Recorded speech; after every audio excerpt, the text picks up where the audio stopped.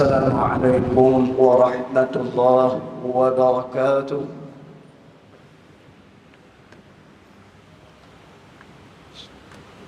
الله أكبر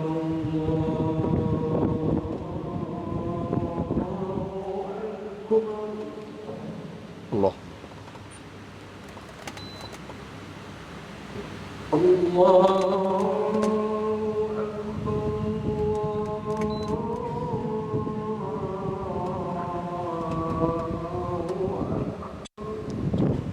الله أشهد أن لا إله إلا الله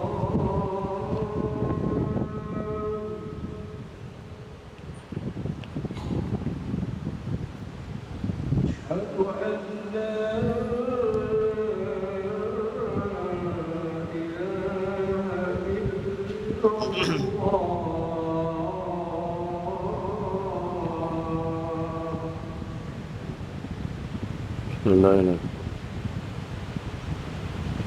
أشهد أن محمدا رسول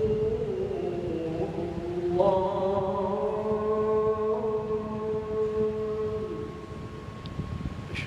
محمد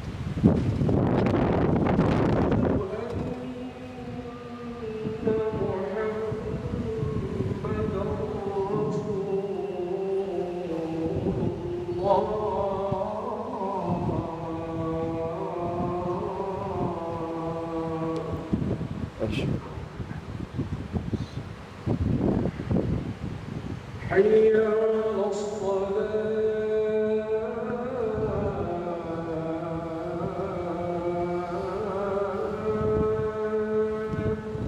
لا حول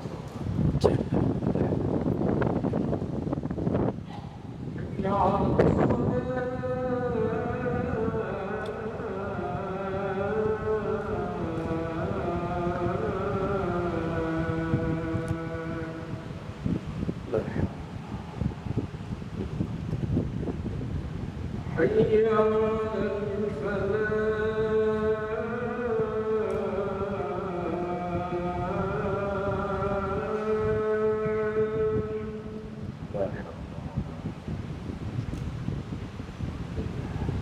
حي على الفلاح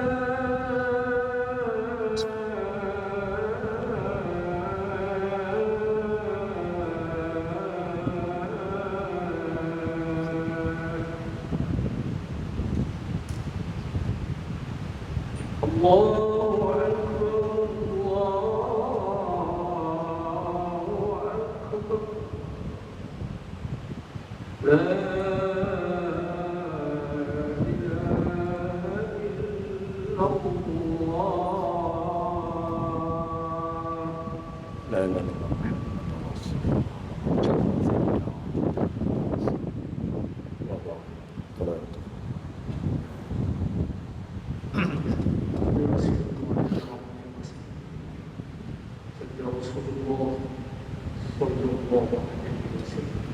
صلى الله عليه وسلم.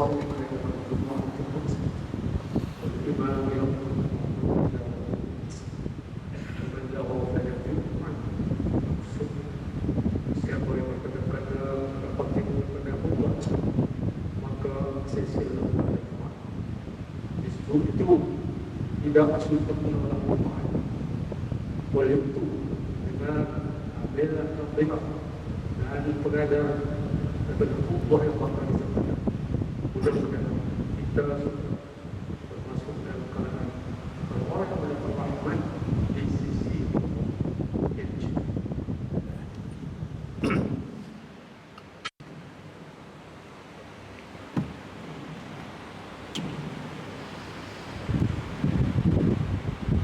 الحمد لله الحمد لله القائل أحسب الناس أن يتركوا أن يقولوا آمنا وهم لا يفتنون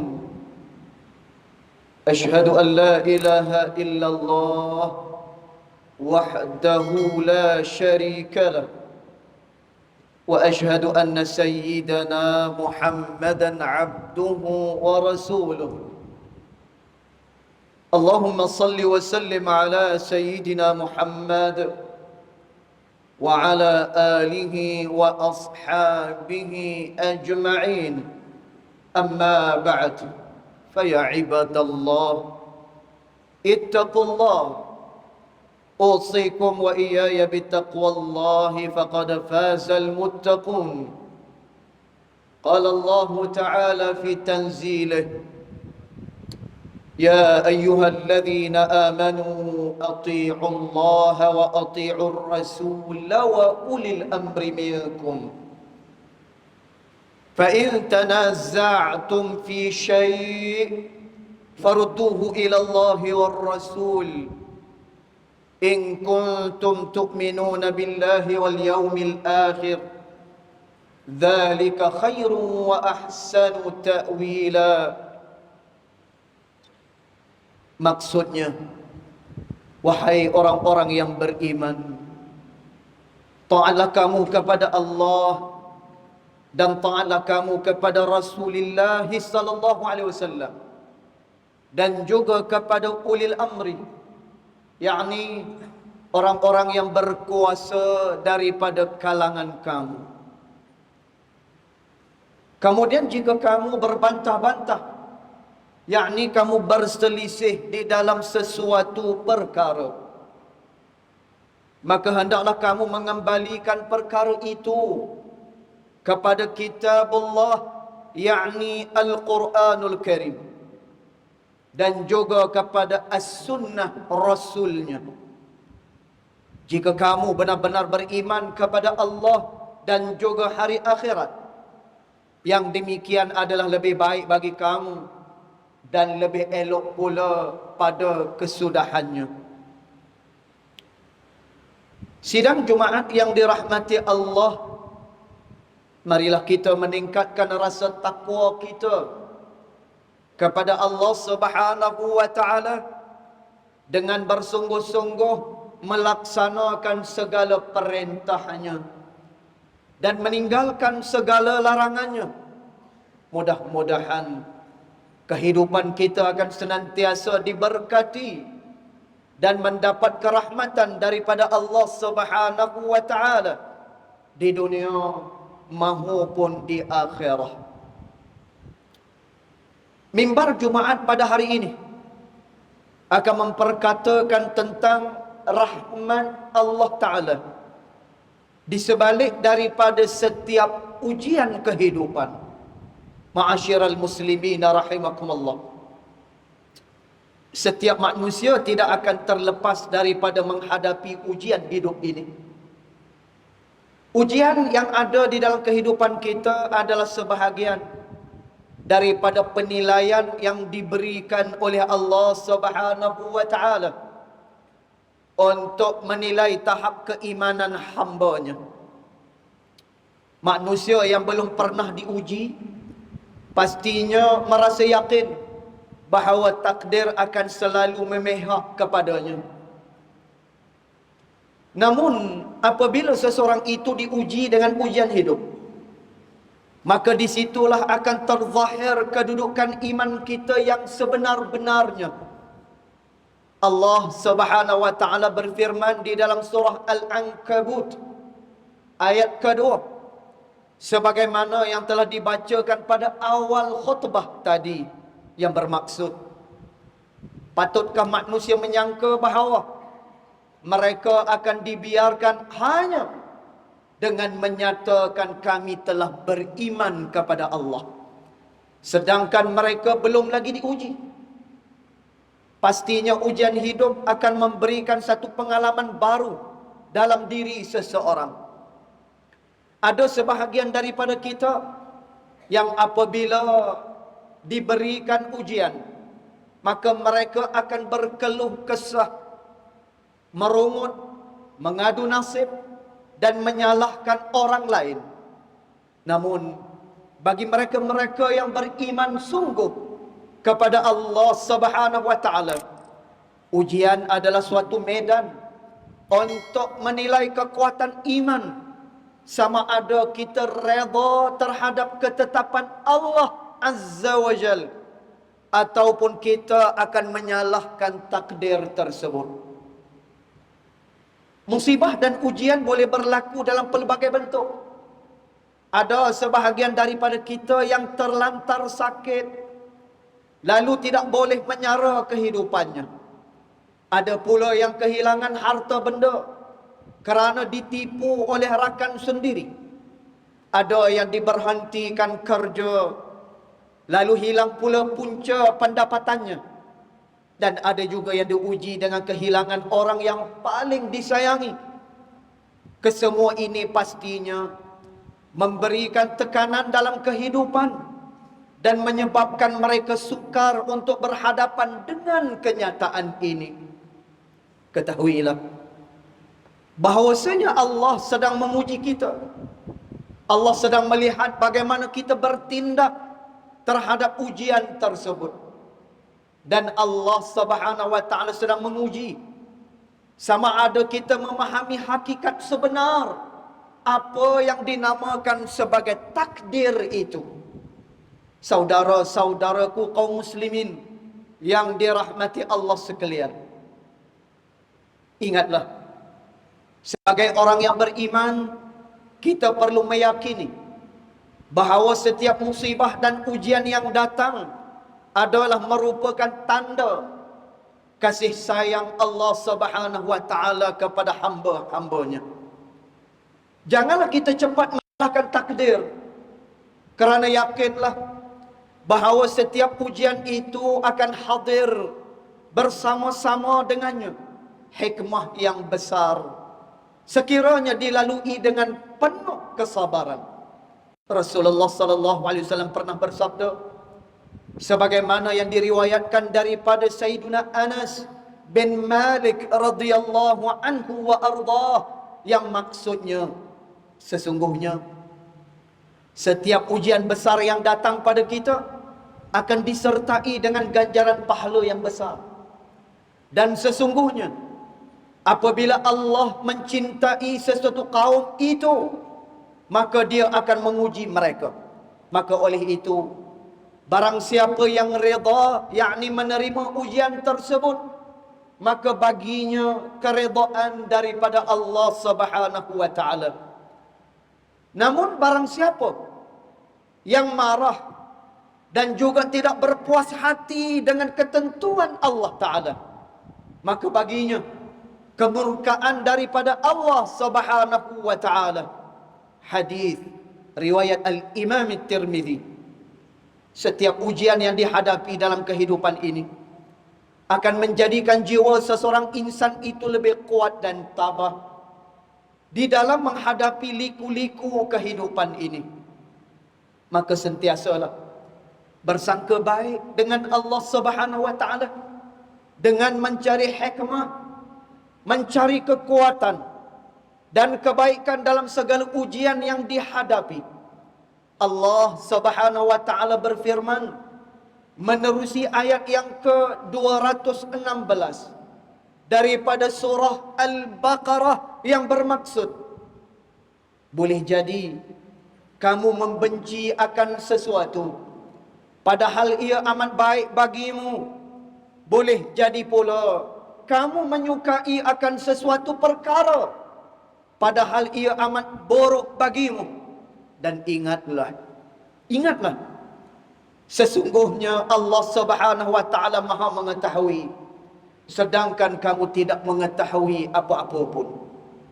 Sidang Jumaat yang dirahmati Allah, apakah hikmah di sebalik setiap ujian dan musibah yang diberikan oleh Allah Subhanahu wa taala kepada hamba-hambanya?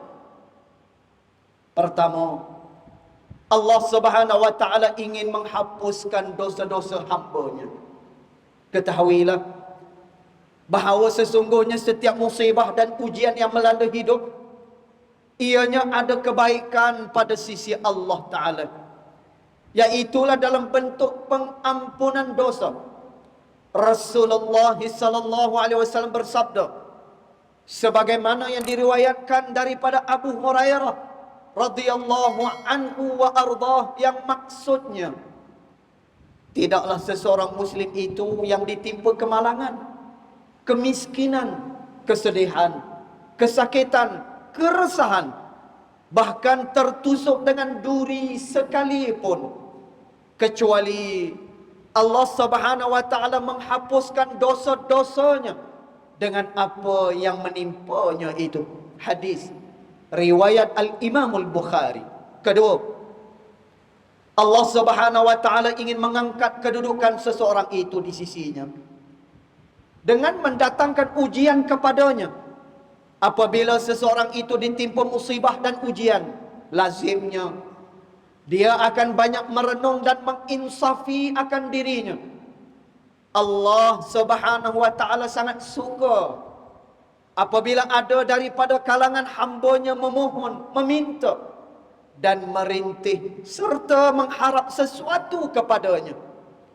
Hal sedemikian akan mengangkat darjatnya dan kedudukan seseorang hamba itu pada sisi Allah Subhanahu wa taala.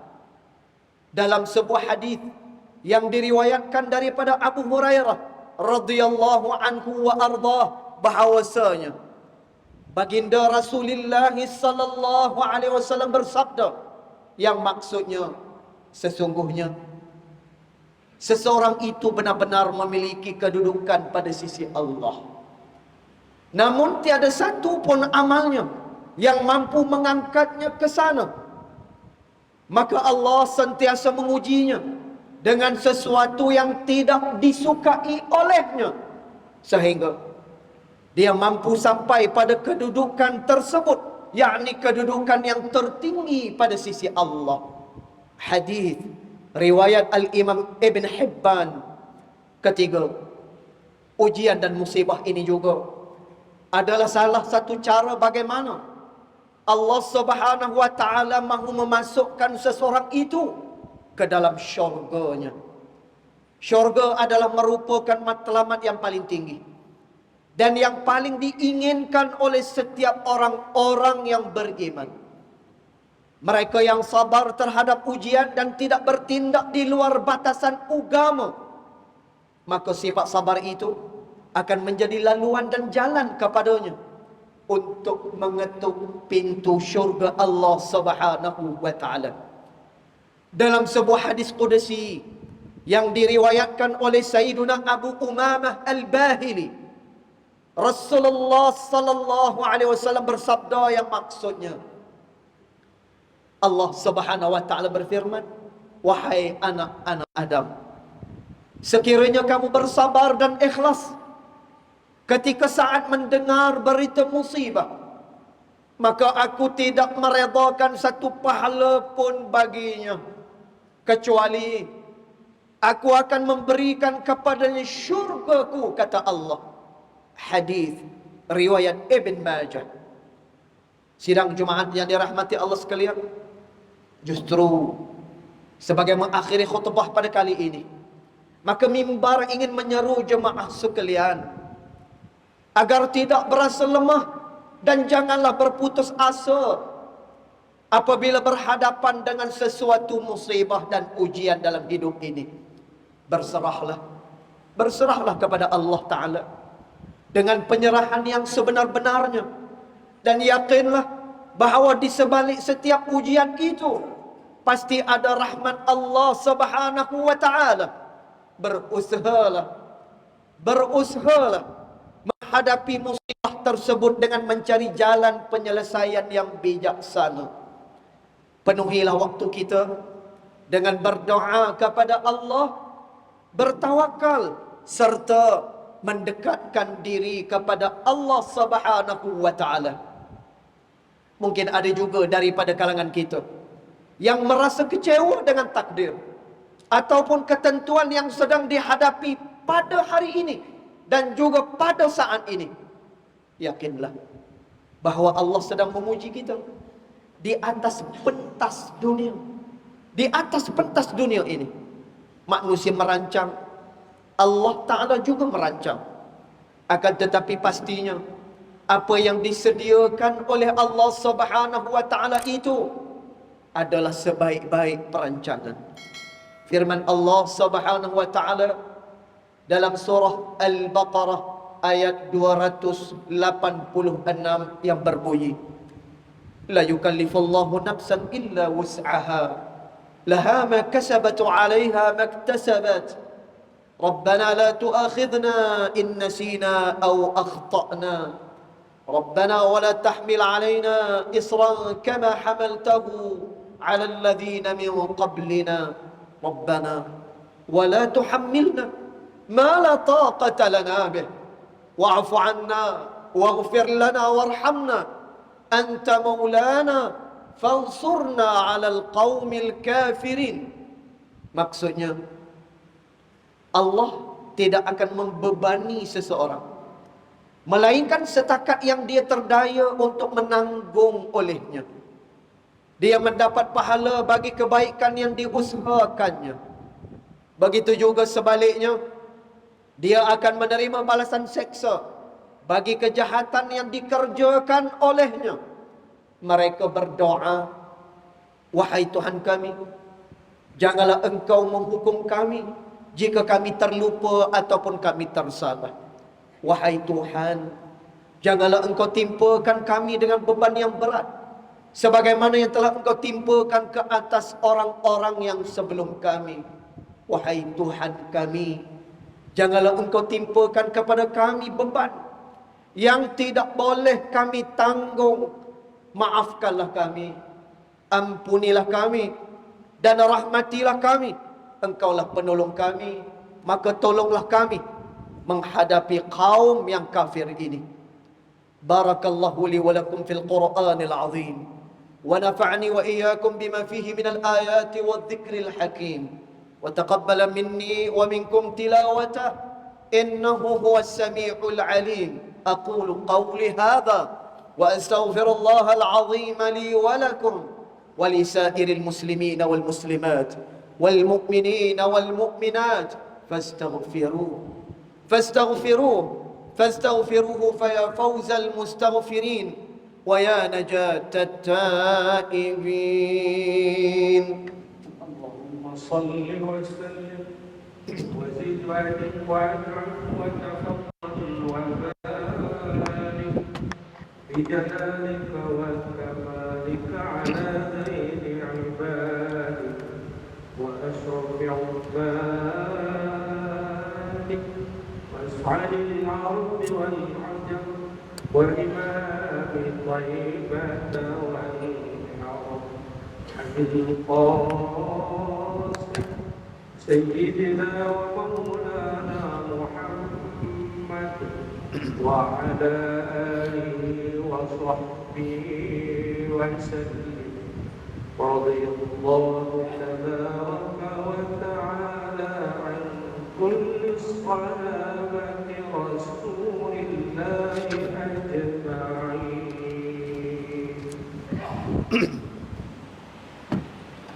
الحمد لله الحمد لله حمدا كثيرا كما أمر.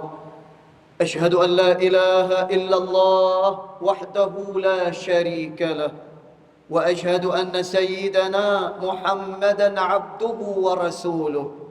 اللهم صل وسلم على سيدنا محمد المنقذ من الضلالة والجهالة إلى نور الحق والإيمان والهدى وعلى آله وأصحابه الذين هم قدوتنا ولهم الفضل على جميع الأمة إلى يوم القارعة. أما بعد فيا عباد الله، فإني أوصيكم ونفسي بتقوى الله العلي العظيم، فاتقوه لعلكم تفلحون. اتقوا الله من سماع اللغو وفضول الخبر وانتهوا عما نهاكم عنه وزجر.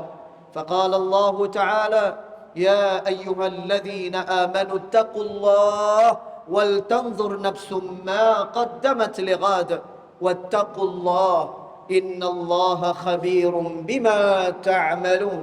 واعلموا أن الله أمركم بأمر عظيم، أمركم بالصلاة والسلام على النبي الكريم، فقال: إن الله وملائكته يصلون على النبي يا أيها الذين آمنوا صلوا عليه وسلموا تسليما. اللهم صل وسلم على سيدنا محمد وعلى آله وأصحابه أجمعين. ورضى اللهم عن الخلفاء الراشدين ساداتنا أبي بكر وعمر وعثمان وعلي، وعن بقية الصحابة والقرابة والتابعين ومن تبعهم بإحسان إلى يوم الدين. اللهم اغفر للمسلمين والمسلمات والمؤمنين والمؤمنات الأحياء منهم والأموات، إنك سميع قريب مجيب الدعوات يا قاضي الحاجات يا رب العالمين. اللهم اجعل هذا البلد آمنا مطمئنا. اللهم أصلح أئمتنا وولاة أمورنا، واشمل اللهم بعنايتك وتوفيقك جلالة الملك مولانا الأمين الكريم السلطان صلاح الدين ابن المرحوم السلطان بدليشة، وولي عهده duli yang teramat mulia Tengku Syarafuddin Badlishah ibn Sultan Salahuddin wa jami' al-usrati al-malikiyah. Allahumma wafiqhum lis-sadad wa aslih bihim al-ibad wal-bilad waj'al at-taqwa lahum khayr az-zad. Innaka ra'ufur rahimun jawad ya latifan bil ibad ya arhamar rahimin. Ibadallah, inna Allah ya'muru bil 'adli wal ihsan وإيتاء ذي القربى وينهى عن الفحشاء والمنكر والباب يعظكم لعلكم تذكرون. فاذكروا الله العظيم يذكركم واشكروه على نعمه يزدكم واسألوه من فضله يعطيكم ولذكر الله أكبر والله يعلم ما تصنعون. أقم الصلاة.